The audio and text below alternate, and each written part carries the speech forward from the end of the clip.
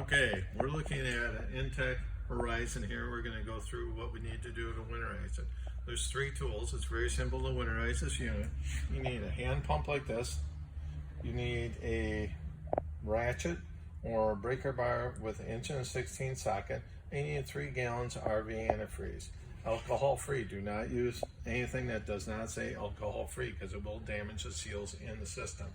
I'd also recommend while you're getting ready for winter that you get an insect screen to go over the furnace exhaust so it does not fill full of bugs. That'll save you a lot of money. Now we're going to go to the other side of the trailer where the water heater drain plug is. We're going to pull that thing first. Okay, here we're at the water heater. You're just going to open this, remove the cover. Then the anno rod is right here. Before you pull this anno rod out, though, you want to leave the pressure off of it so that it doesn't spray water all over you. Then you put this on here and you release the anno rod. This just turns out. It takes quite a bit of force.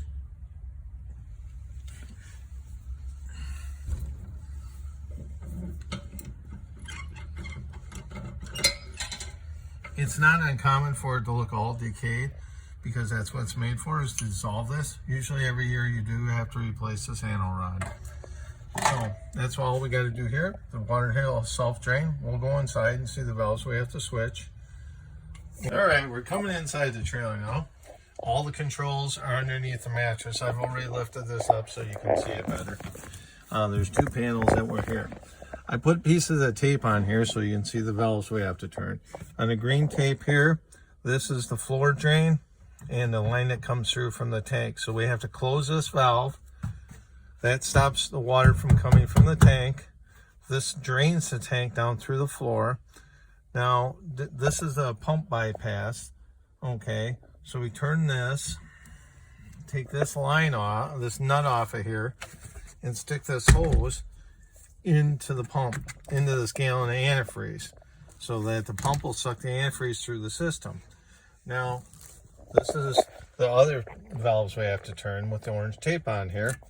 You turn these valves 90 degrees. That bypasses the water heater that we just took the plug off of outside. Okay. This is the other hot water floor drain that you open here. That drains the low levels. But once those are done, we have to close those to winterize the trailer. Otherwise, the antifreeze would all go down through the floor.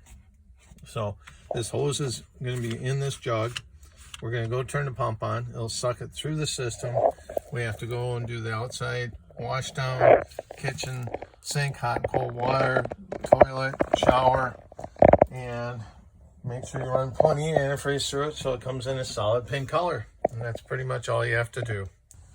Okay, now we're coming around the back side of the trailer because we have to winterize the city water. We've done the pump side. Now we have to do the city water connection. That requires the use of your hand pump that we talked about earlier. That screws into your city connection just like your garden hose did. And that screws into there. Okay. And we left one of the valves open on the inside on this kitchen sink.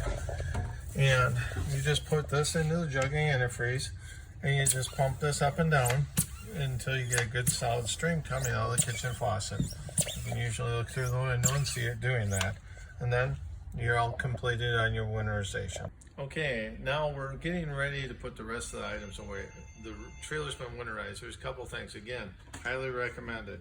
Screen that goes over the furnace exhaust so that you don't get mice, rodents, Japanese beetles into the unit. You also want to make sure you take and remove the battery and bring it in the house for the winter. You don't want to leave it in the unit because it will freeze and crack.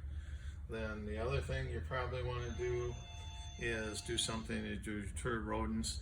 A lot of people use dryer sheets. I highly recommend you get a couple bars of Irish Spring soap and cut it up into little 1-inch squares and put it around the trailer. It seems to last the season much better than dryer sheets will.